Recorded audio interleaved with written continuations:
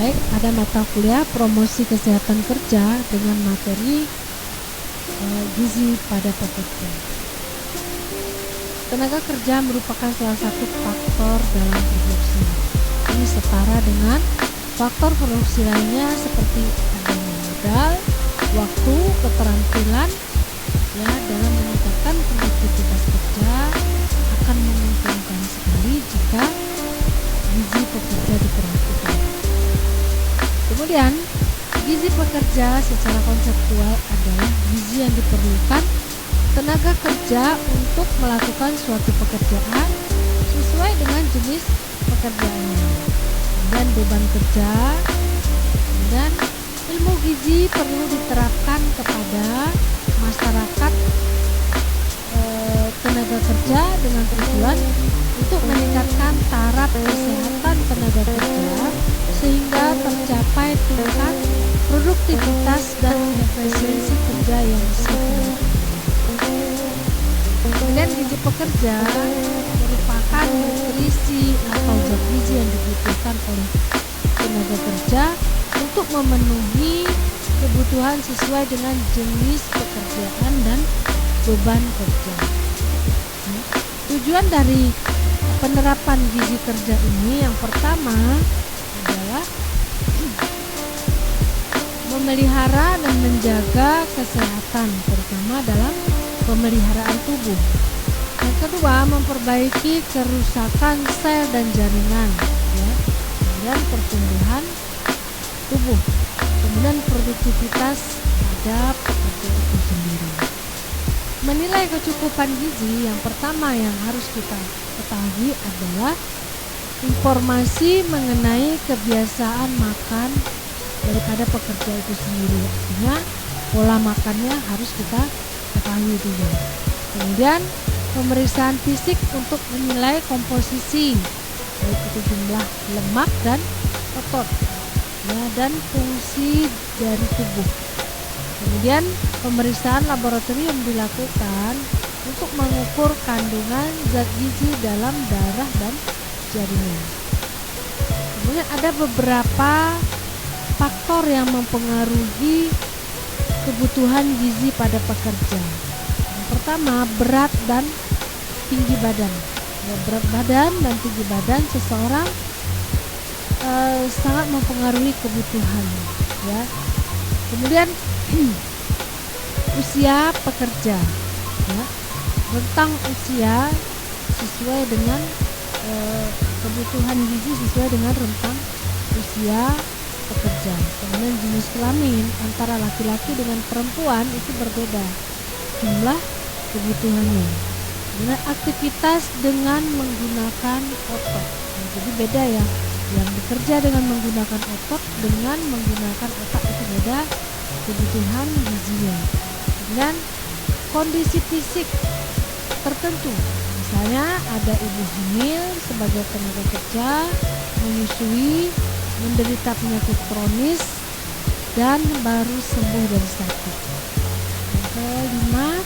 Yang keenam adalah lingkungan kerja yang mendukung. Kemudian gizi seimbang, yang dikatakan seimbang apabila keluaran kalori per hari sama dengan rata-rata 30 kalori per kilogram berat badan. Kemudian orang dengan berat badan 60 kg untuk gizi seimbangnya dibutuhkan 1.800 kalori per hari. Untuk orang kurus memerlukan kalori lebih banyak daripada keluarannya. Kemudian untuk orang gemuk memerlukan pengurangan masukan makanan dengan disertai pengeluaran kalori dengan olahraga yang berintensitas, berdurasi dan berfrekuensi yang cukup. Tujuannya untuk membakar kalori supaya tidak terjadi penumpukan lemak. Kemudian program gizi pekerja diterapkan. Yang pertama ada nutrisi awareness program, yaitu program kesadaran gizi pada pekerja. Kemudian ada behavior change program, yaitu ada perubahan perilaku pada pekerja, apakah itu perilaku kerja, perilaku kebiasaan makan, kemudian control program yaitu pengontrolan berat badan, ya, supaya tidak terjadi overweight atau obesitas. Kemudian yang keempat, health food program, yaitu program makanan sehat bagi pekerja. Faktor yang mempengaruhi produktivitas pada pekerja, yang pertama tingkat kesehatan dan gizi, kemudian aktivitas kesegaran dan jasmani, disiplin, ya, penghasilan, lingkungan, iklim kerja, termasuk motivasi, sarana dan etos kerja yang tinggi. Ya.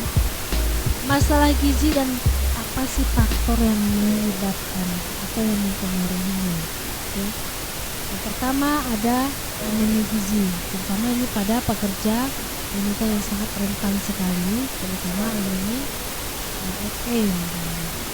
Kedua, konsumsi makanan kurang, ya, seperti asupan energi, protein, kalsium, Fe, vitamin A dan vitamin B1.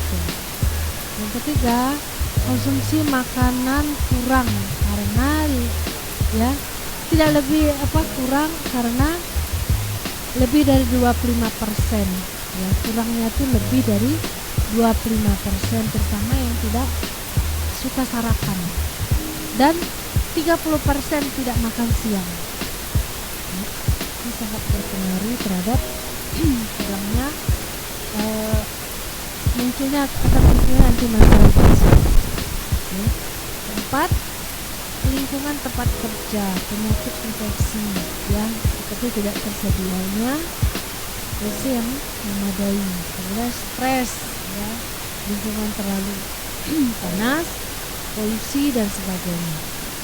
Status kesehatan rendah karena investasi parasit mengganggu penyerapan makanan, ya, misalnya ada penderita dengan kecacingan, ya. Kemudian kurang waktu untuk istirahat, ini makanya ada jam atau kesempatan beristirahat untuk bekerja supaya mereka mampu memulihkan energinya kembali, kemudian lebih terus dalam bekerja.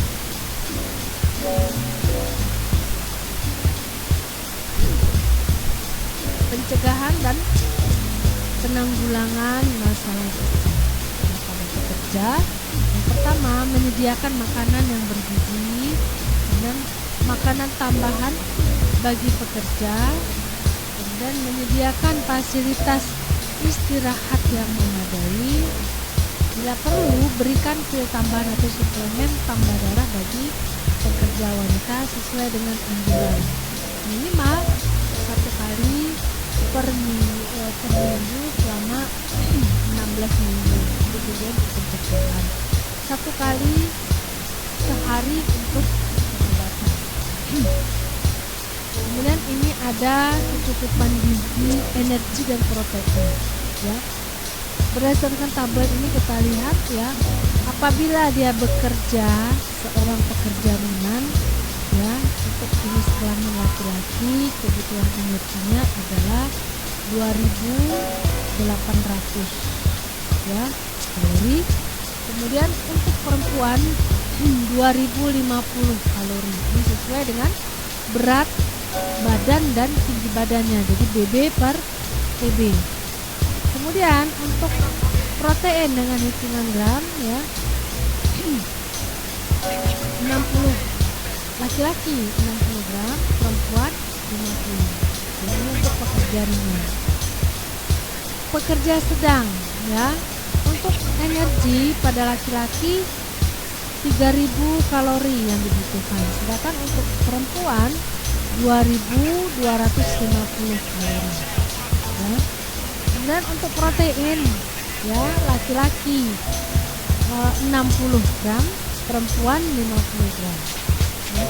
Untuk pekerja berat, ya, itu laki-laki 3.600 kilokalori, sedangkan perempuan 2600 kilokalori ya.